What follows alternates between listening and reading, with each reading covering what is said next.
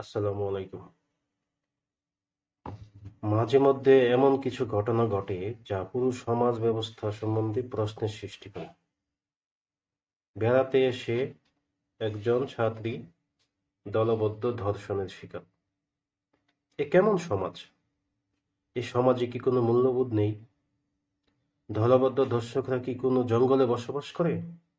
আর ওরা যদি পরিবারে বাস করে, তাহলে তাদের অভিভাবকরা ওদেরকে কোন শিক্ষা দীক্ষায় বড় করলো?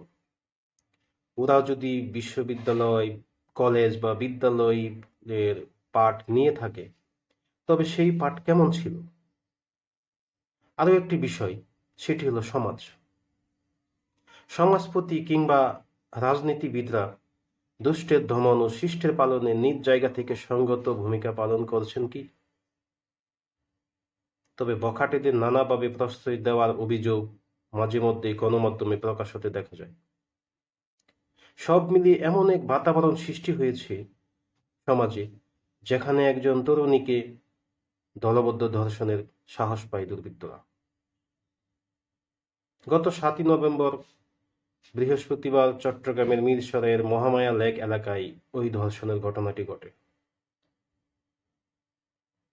ভুক্তভোগী ছাত্রী ওই দিন সন্ধ্যায় মিরসরাই থানায় মামলা করে।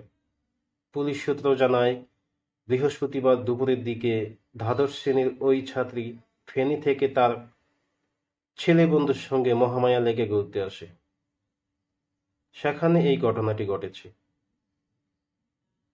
ইতিমধ্যে একজনকে গ্রেফতার করা হয়েছে এবং তার মাধ্যমে বাকি দুইজনকে গ্রেফতারের চেষ্টা চালিয়ে যাচ্ছে পুলিশ। তবে আমার কথাটা হলো এটা যে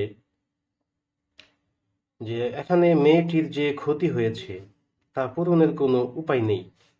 এখন প্রশ্ন ওই জায়গায় যে মেয়েটির নারীত্ব ও মর্যাদায় যে হানি হলো, তার জন্য কি শুধু ওই দুর্বৃত্তরাই দায়ী? এখানে কি ওই ছাত্রী ও তার ছেলে বন্ধুর কোনো দায় নেই? মেয়ের ছেলে বন্ধু, বিষয়টা আসলে কেমন? এখানে নেই ধর্মের অনুমোদন। কোনো সম্ভ্রান্ত পরিবার কি ছেলে মেয়ের বিবাহপূর্ব মেলামেশার এইরকম মেলামেশায় স্বস্তি অনুভব করেন? এখানে নৈতিক অপরাধের সম্ভাবনা থাকে। ছেলে মেয়ের বিবাহপূর্ব যে সম্পর্ক, যে মেলামেশা, এর পরিণতি কখনোই ভালো হয় না।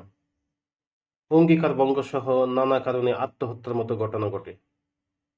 আলোচ্য ঘটনায় আমরা দেখলাম ছেলেটি মেয়েটিকে নিয়ে শুধু মহামায়া লেকেই ঘুরতে যায়নি, সেখান থেকে তারা গিয়েছিল নির্জন পাহাড়ি এলাকায়। আর দৃশ্যপট সেখানেই, দুর্বৃত্তরা সেখানেই দর্শন করেছে মেয়েটিকে। মেয়েটার প্রয়োজন ছিল আরো সতর্ক জীবনযাপন। তা আসলে মূল কথা যেটা যে ছেলে বন্ধু, মেয়ের আবার ছেলে বন্ধু হবে কেন?